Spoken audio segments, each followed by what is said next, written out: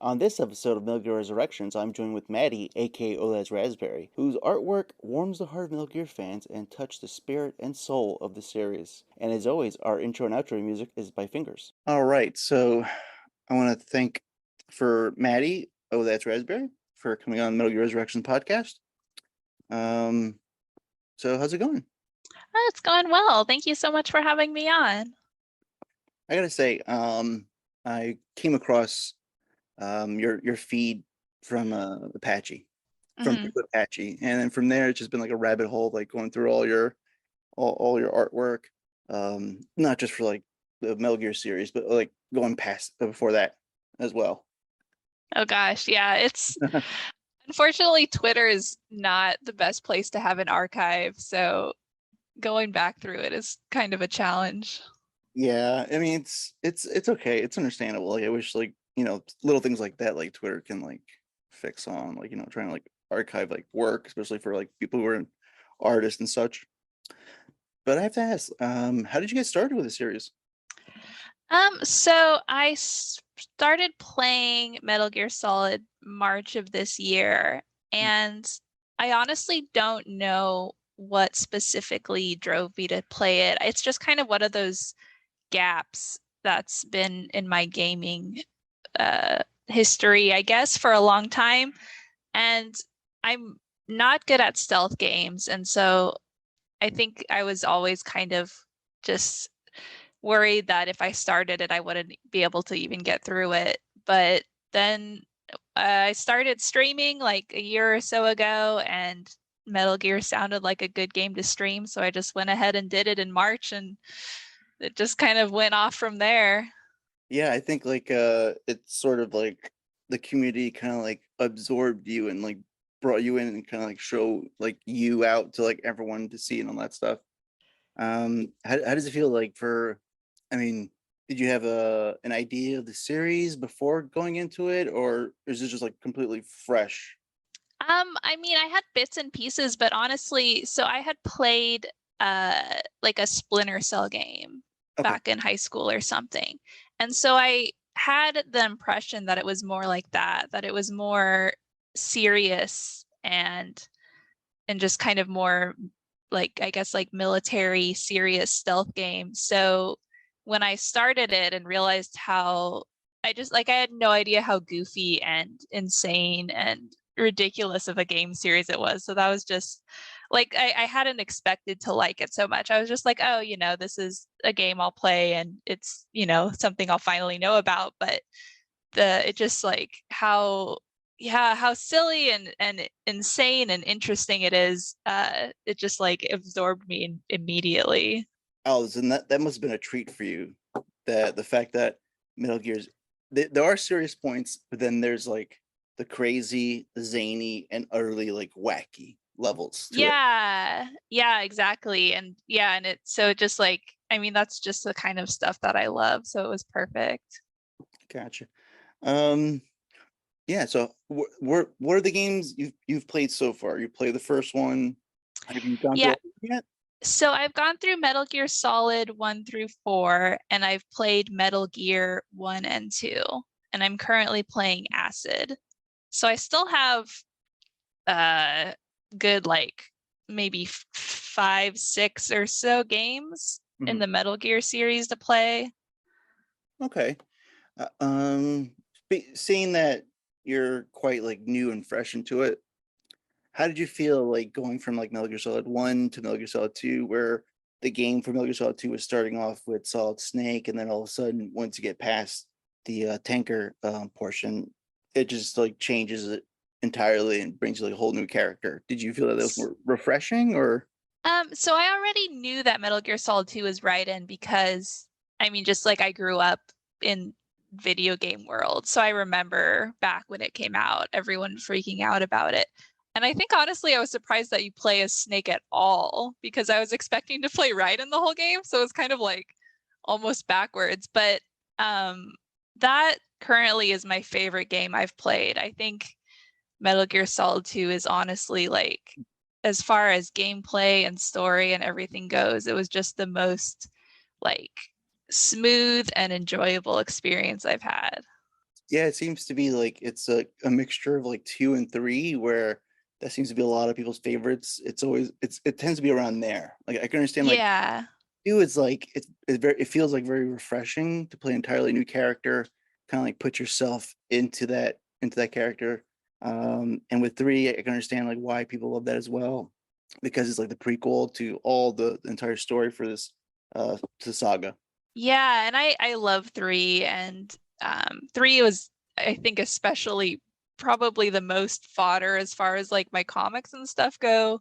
Um, and it also like made me cry a ton. But I think as far as gameplay wise, I'm not like as much into menuing and Mm. like menu-based gameplay, so I think that's why I prefer the gameplay of two a little more.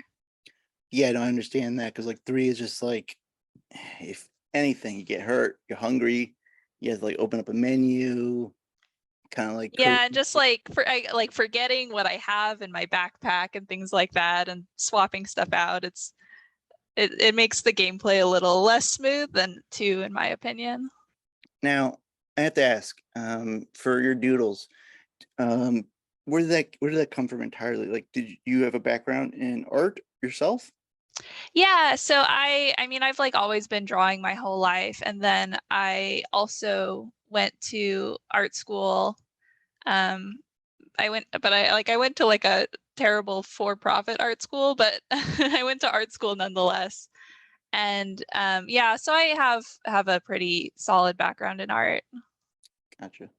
Yeah, because like I would say like from your feed, like all like the doodles for the Metal Gear games, you seem to capture not just the humor, but like, in the spirit of the series, but also in a way like you capture like how people see those events or those things that happen in your doodles like for the first time. So it's like kind of like capturing an image. Whoever like sees it, it's like they can go back to that memory. It's almost like you're bringing people back to when those things happen. Yeah, I really appreciate that. I think one thing that really surprised me is when people started coming across my drawings more and more, a lot of people were like, "Oh, I thought you were like a longtime Metal Gear fan. I'm surprised that you just started playing these games," because they seem to think I capture Mm. just the experience pretty well. So that was a very like some nice compliments I was getting.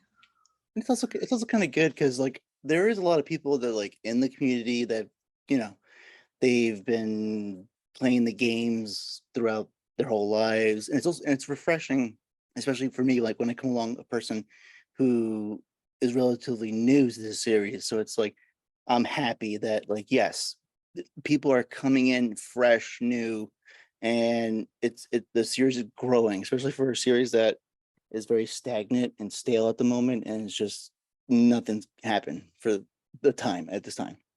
Yeah, it's though it was like honestly surprising to see how many other people there are who have only started the series for like maybe a year or two, or also just how many young people, like people in their late teens and early 20s who are into Metal Gear, Mm. which, you know, for a series that you know, only like five and Revengeance are kind of easily accessible. It was surprising to see like so many people of the younger generation be into like the whole thing.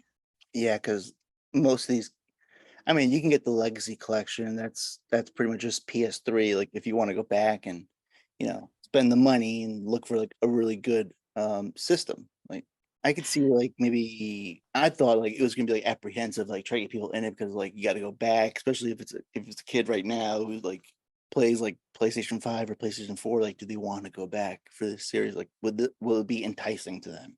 Yeah, no, that's exactly what I feel as well. Because I mean, I started like with Nintendo and Super Nintendo, so I've like grown up through all of this, and so it's interesting to see, you know, because it's like video games are just so new in general. So it's interesting to see whether or not retro games have appeal to younger people, and apparently they do. So that's really cool.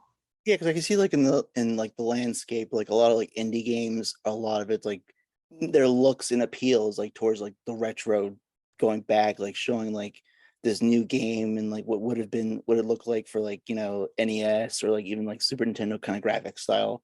But with today's like engines and graphic details, And so it's kind of like I can see like, yeah, people still they're still catering to like show like, hey, retro is like pretty neat, check it out.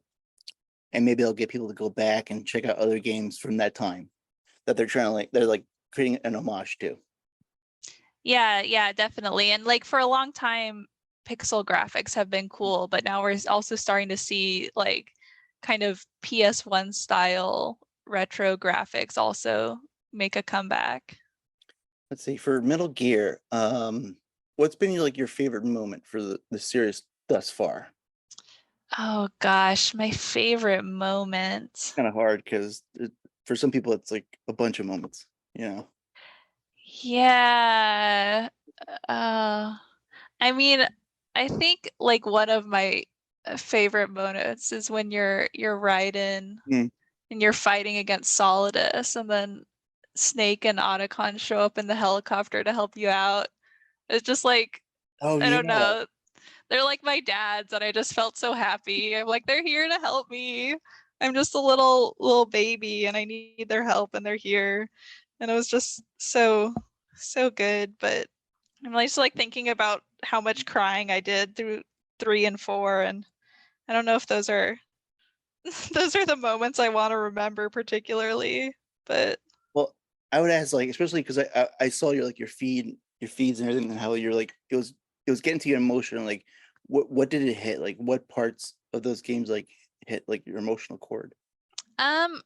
just it's like, I mean, in 3, the relationship between Snake and Boss is Hmm. just really incredible. And I honestly, I think Boss is just like one of the most like best written characters in gaming. um and then 4, I mean, 4 is just depressing because Snake is, you're just watching Snake slowly die. And and I just the whole, like, the end of that game when you're Otacon as the little Mark 3, and just like being there the whole time with him, but like unable to actually physically help Snake. Mm. That was really difficult for me as well. But yeah, I don't know, I just have gotten so attached to these characters. But I think when I think of another favorite moment, when Ocelot, like the secret view of Ocelot you can get at the end of 3, where he's like looking in the window, and it's like, why is he there? How did he get there? And he's just like, I really fell in love with Ocelot, so kind of anything with him is fantastic. Oh, um, as I was gonna say, as I play like through all the games, it's like Ocelot was like in the beginning for me. It was like, who's this like goofy old guy that's really into westerns? And at the end with 5, it just became where like I'm utterly in love with this man who seems to be like the main one of the main protagonists of like the whole entire series. Yeah, I'm looking forward to more Ocelot, because I mean, it's I can't imagine myself loving him even more, but I'm sure I will. But no, I had the same thing, because when Mm. you start Metal Gear Solid and everyone's like, Ocelot's the best, and you're like, I Really? mean, like, he's all right, I guess. And then at the beginning of 3, I was still like, oh my God, who is this dork? I don't like, I'm embarrassed to see him. But then, like, by the end of 3, I was just like so madly in love with him. Mhm. Yeah, no, like for I would say for on my end, because I told a couple people on the podcast that my experiences with the series stemmed like I started like in 1998 with like the first game. And the reason why I started it was because my mom was the gamer, and she like to get us together like got into this series. And from then on we kept playing it till unfortunately till I don't mean it's sour note, but she passed away like in 2010. But I kept going with it. Like I have a daughter of my own, and I kind of like started bringing her into the series. Even though she's a baby, it's like, hey, I gotta start them young. That no, that's really sweet. Those kind of memories. I have similar memories with my family too, and I think, yeah, there's something about games compared to things like television. It's an interactive experience, so you can enjoy it with someone in a different way than you would like a TV series, because you can like, if you're playing with someone who's too young to, hold a controller, you can ask for their input. You're like, oh, should I do this or what's this? And you can kind of explore it together, which I think makes them just they're such like video games are just such a special medium, and I really appreciate that aspect of them. And I would ask, are you just gonna cover just Metal Gear games, or would you venture out into other like works that Kojima has done?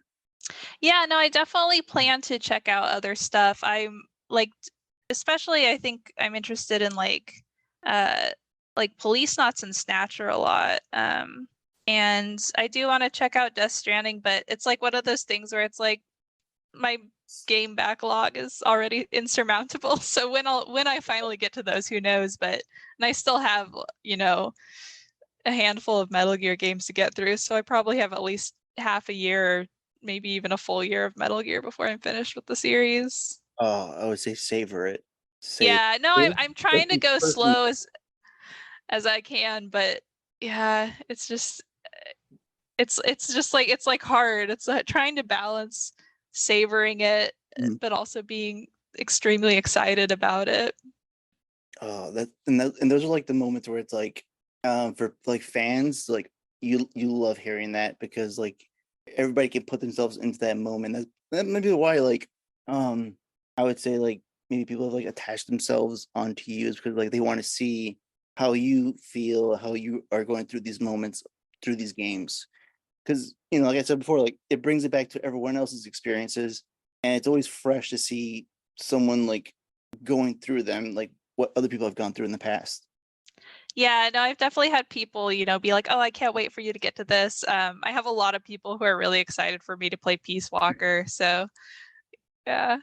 Oh yeah, there's a lot of like, I would say like Walker heads who are just like, because for that game, it was kind of like done dirty because originally it was supposed to be 5, and then people, the top executives are like, no, you can't do that because this is a portable game and it's not really one of the main consoles, so it can have a number. But for a game like that, it doesn't feel that it's like a small game. It feels very much like the rest of the games. It's a Metal Gear game, and it's just full of content and full of like, things that you can do with the game as well. Yeah, I'm very excited for it, and it definitely seems like people consider it part of like the numbered canon. Um, and I know that it also has like co-op mode, so I Mhm. don't know if I'll have the chance to do co-op, but I definitely want to try because it seems to be a pretty fun way to go through it as well. There are moments in the game where, going through with it with somebody else does help. It is beneficial. Nice. Yeah, yeah. I'm very excited for that. Let me see. I would say, oh no, I'm at a loss. Unfortunately, I would say like unfortunately, like I was supposed to have, my co-host Clint. He couldn't make it. He was under the weather, and That's too bad. I asked him like, what are things that you wanted to like ask? And let's see. Well, that was pretty much what I asked. Was that like where you were in the series, Uh, and what are your expectations going towards like Peace Walker and Metal Gear Solid 5? yeah, see, I think that's one reason why I've been able to enjoy the series as much as I have is that I don't have a lot of expectations. And I kind of my whole thing is I go into each game understanding that it's gonna maybe be different and it's gonna be its own experience.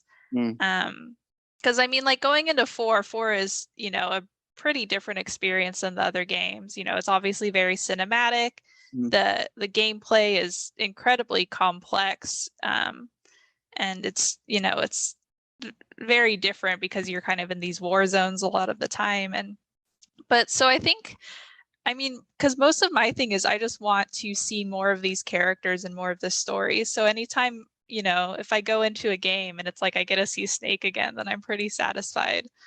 Um, and I think one thing that's been nice is that mm. every game, like I've had people be like, oh, that's my favorite one. And so that makes me excited for every entry basically because they all seem to have their fans, which means they all have, something to love about them. So yeah, I think I'm just excited to see more of these characters. And let's see. And he was gonna ask, have you ever experienced anything like this before? Like how the community has like wrapped themselves around you in regards to Metal Gear? Like other than like it doesn't be about Metal Gear, but like has this ever happened before? Like for your other like things you've done in the past? Not to this extent. Because like I'm a fan of a lot of things. And I've done this before where I use Twitter to just kind of document Mm. as I go through something. I'm a huge fan of One Piece, so I've done a lot of One Piece stuff in the past. When I went through the Hunter x Hunter anime, I had like a whole thread going where it's the same thing where I would just do doodles every few episodes, Mhm. just kind of that make jokes and things about my reactions to everything, and um, as well as like grasshopper games. But the extent of the way Metal Gear happened, because like, I mean, it's honestly like insane because I pretty much doubled my follower count on Twitter over the span of a few months. And I was just like shocked to see how many people wanted Metal Gear content and how receptive people were to, you know, just like stupid comics about these, 25-year-old games. Yeah, it was just like really surprising, and I'm just grateful how, welcoming and how warm the community was in general, because I was not expecting it at all. I would say like I'm glad that like that is the reception you've gotten because I've seen the ugly side of this community and I've Yeah. ignored that. Yeah, and I mean, like every fandom has those people, and I've definitely had a few encounters with some of the like homophobic Metal Gear fans, which is still just like it's just a strange Ugh. phenomenon that they even exist. But I would say honestly, like 99% of my interactions have been positive, which has just been really wonderful. I just like can't thank people enough. And two, like I've had really wonderful audiences for my streams and people just coming in and giving me tips about codecs and Easter eggs. Mhm. I've had a few things spoiled, but it hasn't been that bad. And mostly it's been people who like happen to come across my stuff on Twitter. But yeah, I'm just like really grateful to how kind and wonderful everyone's been, because it's just been a really good experience, and it's been really motivating for me to just keep making more dumb comics and such. Yeah, and I was gonna say like going back to like the homophobia, like I don't get it. I don't understand it. Like, obviously you'll get it from like anywhere. And I would say like with every guest I've had, I would say like, hey, you know, most of the snakes they fuck.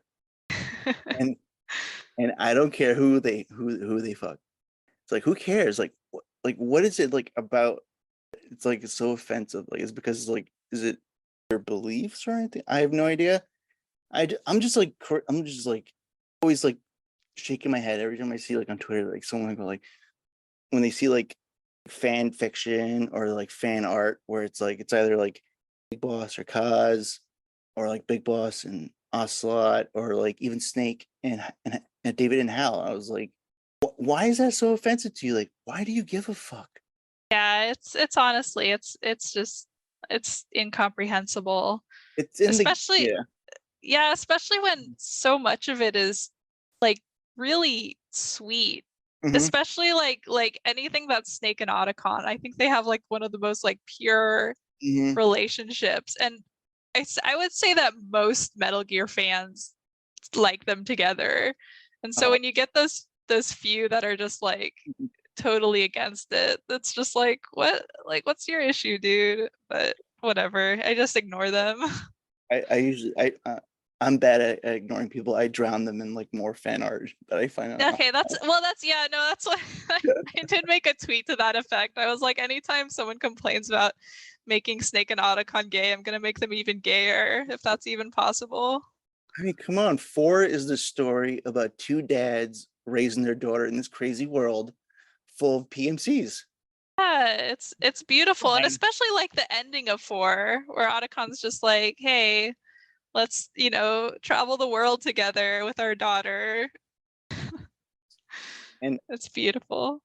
I would say like when I first played these games, I was younger. 4, I was like in my 20s, and then like now I'm a father, and all these games like hit differently when I replay them, especially with like figures who, especially with like figures like Olga and like Big Boss and like Hal and David, like because they're all parents, and those like hit differently. Like their stories hit differently because I like I kind of see like as a with like parent lens, like it's for Olga and like the boss is like really tragic because you have these two characters who like never have seen their children. Like they probably seen like images or like pictures, but never like gotten to hold their children. And seeing like the joy of like parenthood, raising Sonny through like Alan David's eyes in 4. It's like all these games hit differently now that I'm older. It's like what my wife always says, like, you're such a big softie because there'll be times where I'm playing these games and I'm just like crying as I'm like playing it on the screen. And then she'll come in and she's like, "Are you okay? Why are you crying?" And then I would say, like, David doesn't want to eat Sonny's eggs. She made them. She made them. And he don't want to eat them. He's being mean to her.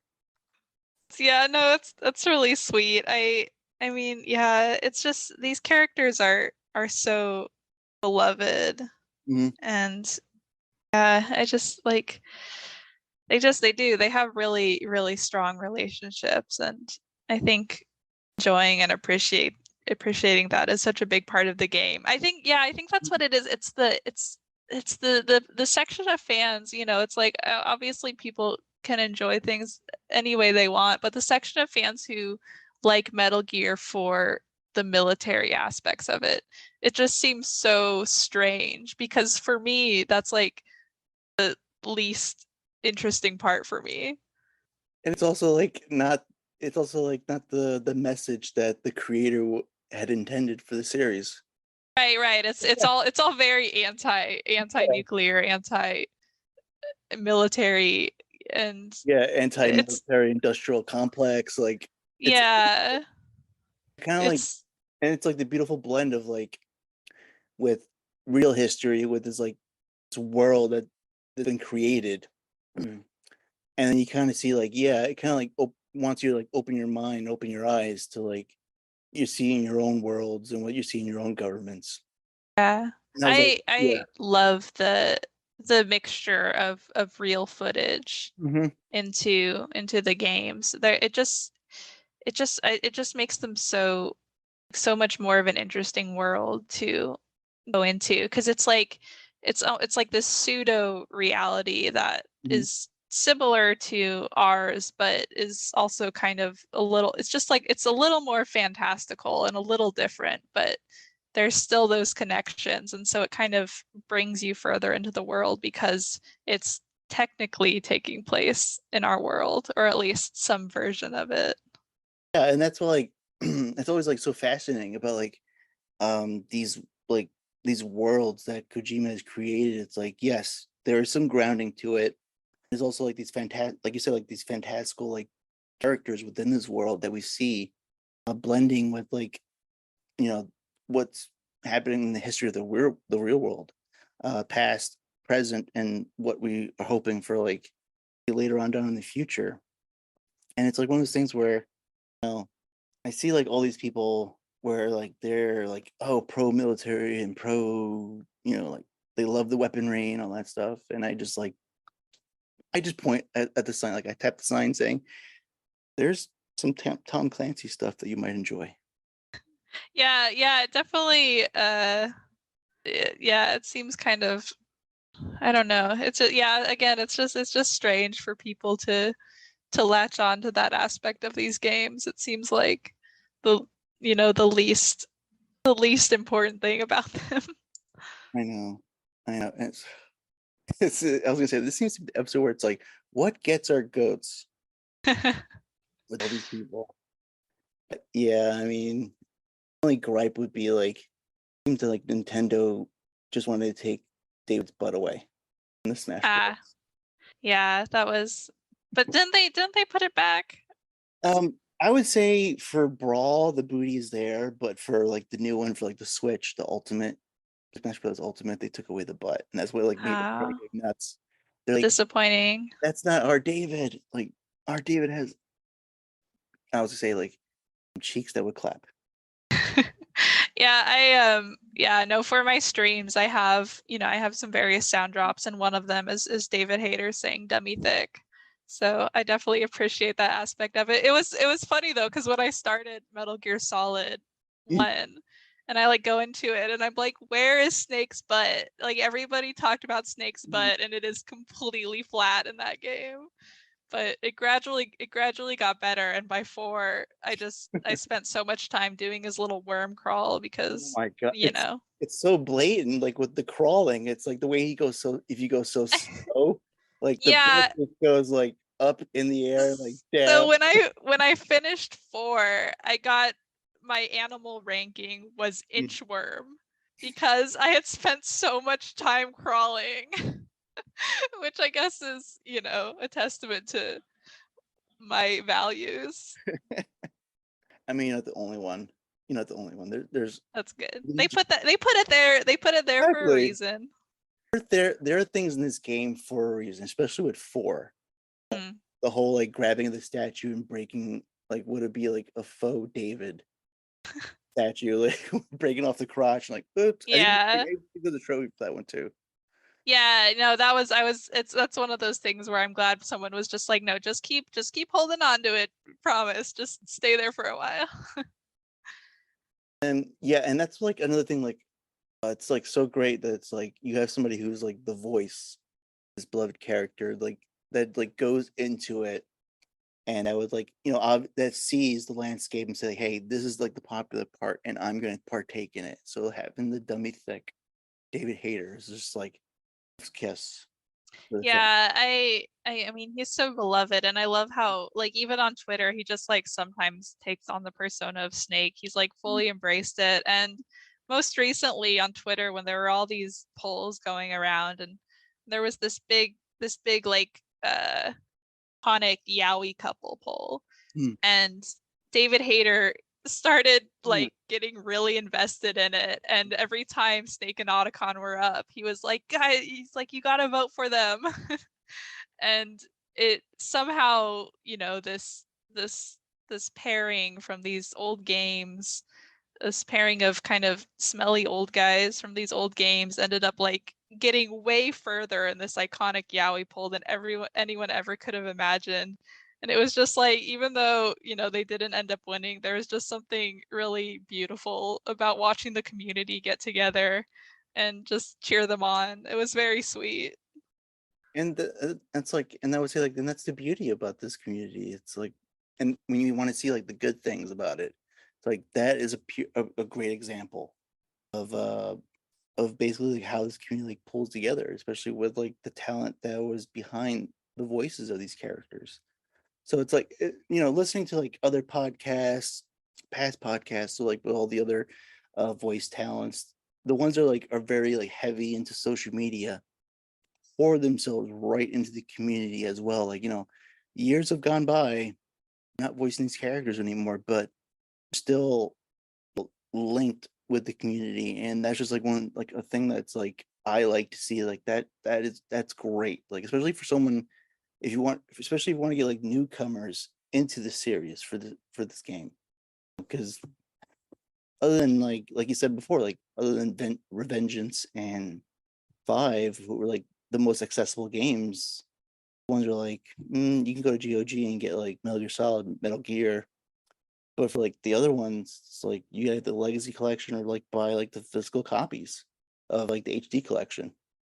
Yeah, I mean, I'm a huge fan of voice actors, and it's just all the Metal Gear voice actors seem so sweet. And they're when they'll do signings for their characters, even though it's been 14 years since the last time they did a game. And I think that's just, it shows the impact that these games have had on not only the people who play them but also the people who worked on them.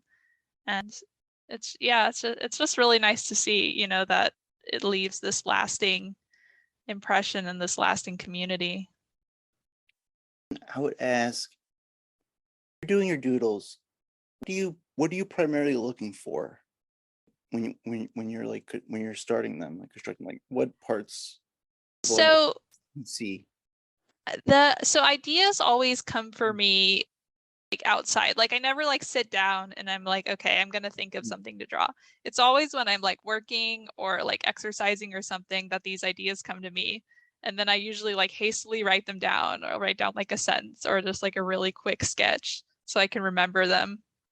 And I honestly, I mean, that's just like my process. I just spend so much time thinking about these characters and thinking about, them in these situations, and then something just comes to me and then I'll just put it down. Or like sometimes I've also had like when I've been streaming, people's comments in chat have led to comics. Or I mean, like most recently I did one about the Russian taunt thing, because that's just like, I mean, that's just kind of a legacy meme in Metal Gear. And so kind of wanted to continue that. And it's just like there's just so much to work with, because I think just the way these characters interact and the dialogue and everything, that and yeah, it's just like, I mean, the main thing is I just spend so much time thinking about them that eventually I get ideas. And I honestly have like a list of like 40 comics that I never drew, because the ideas come faster than I can draw them. Oh, wow. I was gonna say, have you thought about putting them into like a book? Yeah, and it's something that people have like suggested as well. Of like maybe some point. Um, it is a little challenging doing stuff from Japan as opposed to if I was in the US, but um, it's definitely something that could happen, because I like honestly, I at this point I think it's well over 300 or so things that I've done. So it's getting to the point where maybe they won't even fit in a book anymore. Let's see, how big is my Metal Gear folder right now? It's 344, but then there's like 20 that aren't in the folder. And then there's probably about, a lot of times I'll like, if I do like a follow-up comic, I'll just do it on the same canvas. So I'm guessing it's probably over 400 at this point. Well, volumes, I would say. Yeah, I could do like one volume for each game or something. And I would say, like, this is gonna be like my disclaimer, like with my podcast, it's like up, down, left, right, we're everywhere. I'm never like, like that's why I always say, like, everybody, like I bring on, like, it's gonna be very laid back. It's whatever comes off the top of our heads. Like I have notes, but like I am not the type of person that's like email someone like, I'm gonna ask you like, 10 to 15 questions and it's gonna be the topics and all that stuff. Like, no, for me, it's like for this podcast, I feel like a digital journal of everyone who's come into the community of Metal Gear, and to also like get the voices out there, like, for especially for someone like you, it's like come, I would say, kind of so much of a, I would say like kind of like an up and comer startup that's, like soaring up. But that's like my thing, where it's like for this podcast where it's again laid back and sort of like a, lost self already. I would say, I don't know what to say. Well, I will say this. Go ahead. I appreciate you doing that, because, with the internet and with Twitter, they disappear really quickly, and we move on and forget about stuff, you know, almost instantaneously. So it's nice that you're kind of maintaining an archive of the MGS community. You've said it way better in few words than I said. What I'm trying to explain. But especially for on my end, where it's like I listen to a lot of the podcasts involving like Metal Gear, and it's like a lot of them, it's like it's a lot, almost not all of them, but like most of them, it's like almost like male voices, and Mm. I'm on the search for like male voices, good and well. I want to hear from the other side.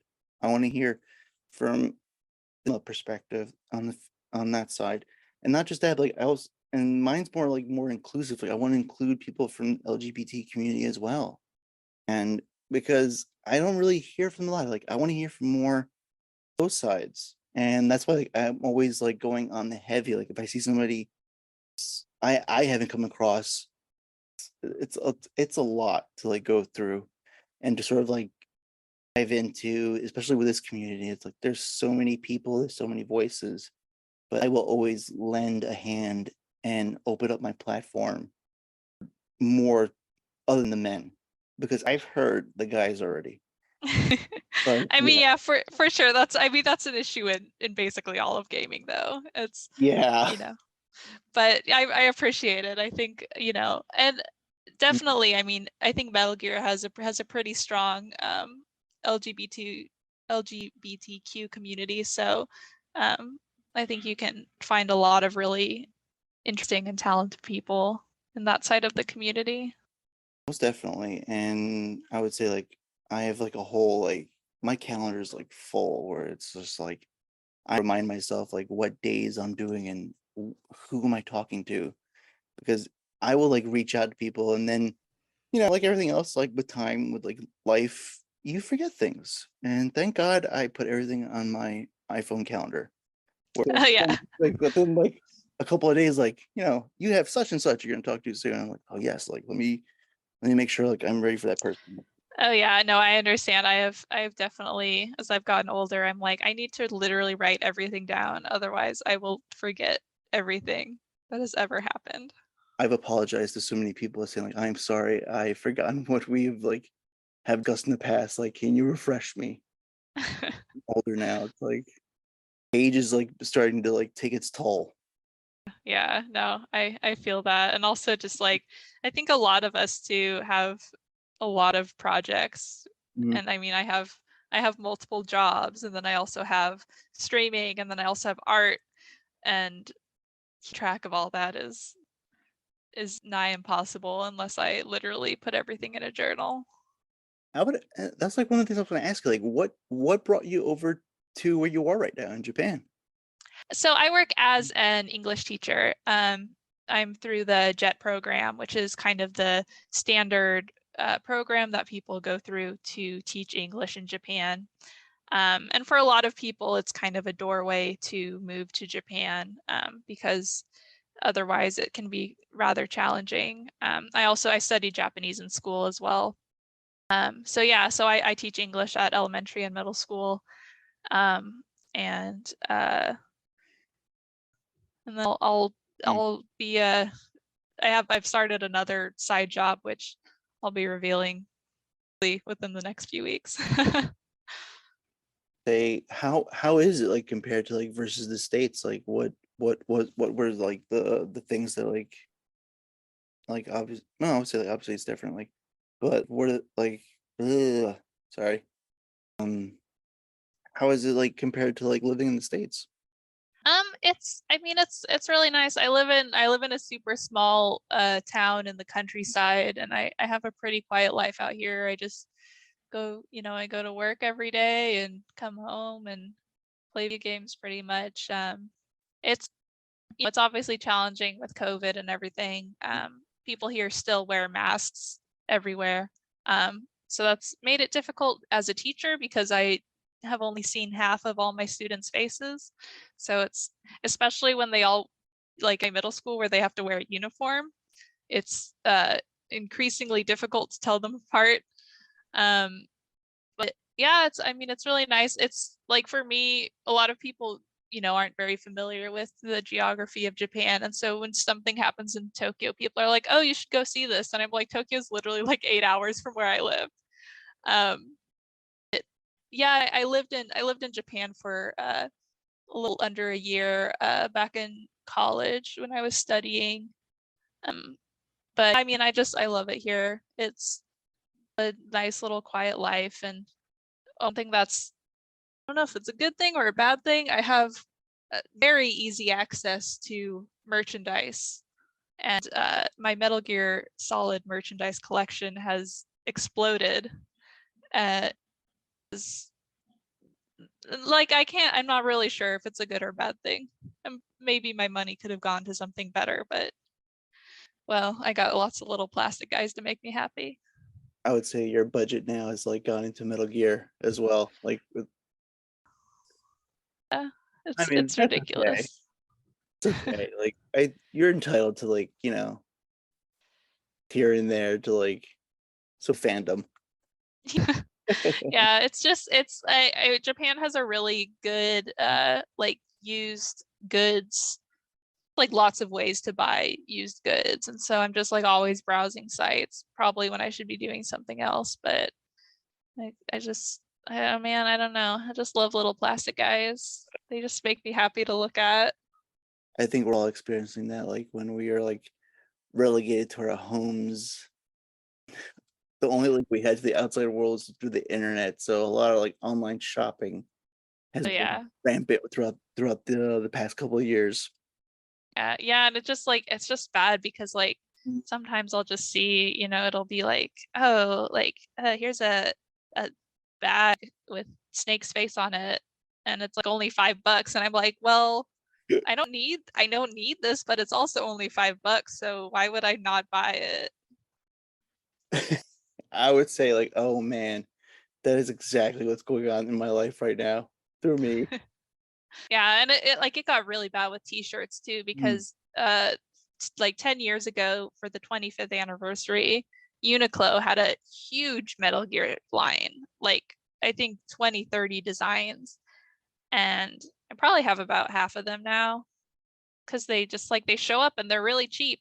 I got like 4 shirts for like $15, and I'm like, that's cool. Now I have a Metal Gear Solid shirt for every day of the month. And that's not bad. with a No, question mark at no, the no. end. Earbuds off. Oh, I'm having fun editing this episode. Was there anything that you wanted to like go over, things maybe you've not possibly have said through the medium of podcast? Um, Not particularly. I can't really think of anything.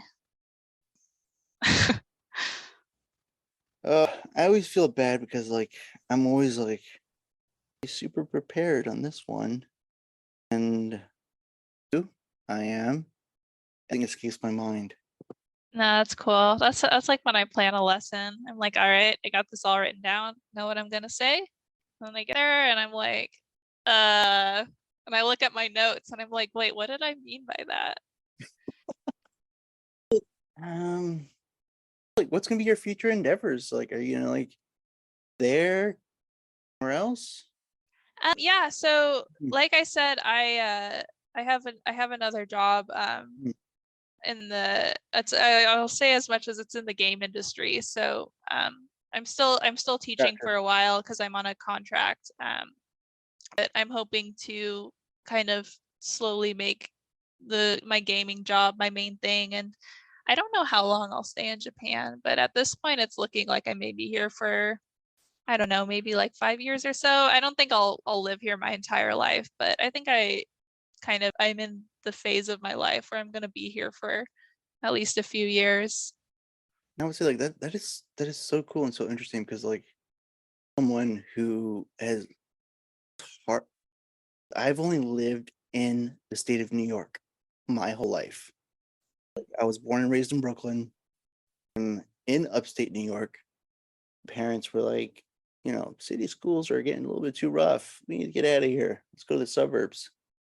Lived in Florida once, so like for to talk to somebody who is like living like outside of the world, that appealing and interesting from my end because the most I've gone like outside is like the Caribbean, to Hawaii where it's like, I'm not really leaving the States and it's super dull and super boring where I am right now. It's like literally living in a place where everything closes at 10 o'clock at night. Oh. And I kind of miss living in the city. And I was like, I Well, wish I still live in the city. it's funny you say that because I'm in the countryside, things Mhm. close at like 8. The Yeah, grocery store no, closes yeah. at 8. The banks close at 3.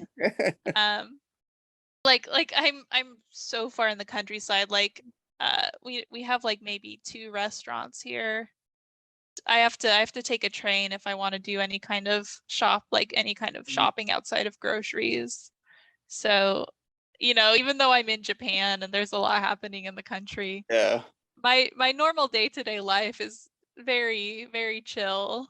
And I mean, it's just like there's just rice fields everywhere. There's rice fields and mountains. Oh wow, there's like cornfields where I am. Yeah, see, These. it's basically the same. Hey, but you know what? You have rice, I have corn. And Exactly. now they just open up. Oh my god, they open.